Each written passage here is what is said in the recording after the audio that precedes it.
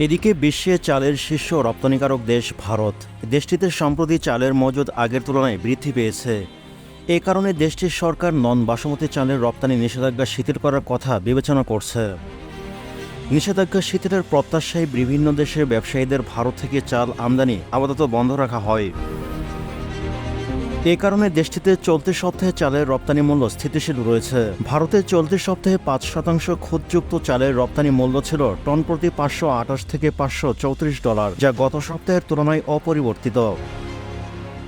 সে সময় দেশটিতে চালের রপ্তানি মূল্য গত জানুয়ারি মাঝামাঝি সময়ের পর সর্বনিম্ন নেমে যায়। দিল্লি ভিত্তিক এক ব্যবসায়ী গণমাধ্যমকে বলেন, আমদানিকারকরা ভারত থেকে চাল ক্রয় আপাতত বন্ধ রেখেছেন, কারণ আশা করা হচ্ছে ভারত নন বাসমতি চালের রপ্তানি কর কমাতে পারে।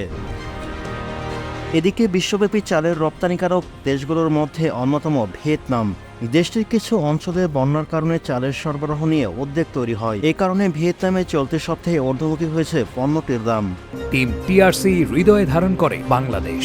দ্য রিয়েল কনসালটেশন, স্বচ্ছ ভ্যাট আইনে দক্ষ ন্যায্য ভ্যাট প্রদানে। এদিকে ভারতের কৃষিমন্ত্রী শিবরাজ সিং চৌহান বৃহস্পতিবার গণমাধ্যমকে বলেন, ভারী বৃষ্টি ও কিছু রাজ্যে বন্যা থাকা সত্ত্বেও চলতি বছর ভারতের চাল উৎপাদন গত বছরের তুলনায় বৃদ্ধি পাবে।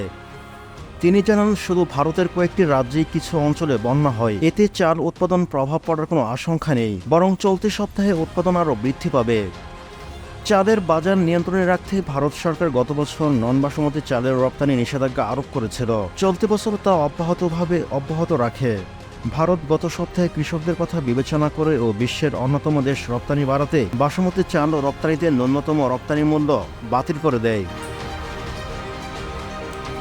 অন্যদিকে সরকারি সূত্রে দেওয়া তথ্য অনুযায়ী ভারতে বাণিজ্য মন্ত্রণালয় দেশটির কৃষি ও প্রক্রিয়াজাত খাদ্য রপ্তানি উন্নয়ন কর্তৃপক্ষের এর আগের সপ্তাহে এমইপি ছাড়া বাসমতি চালের রপ্তানি নিবন্ধন করার নির্দেশ দেন।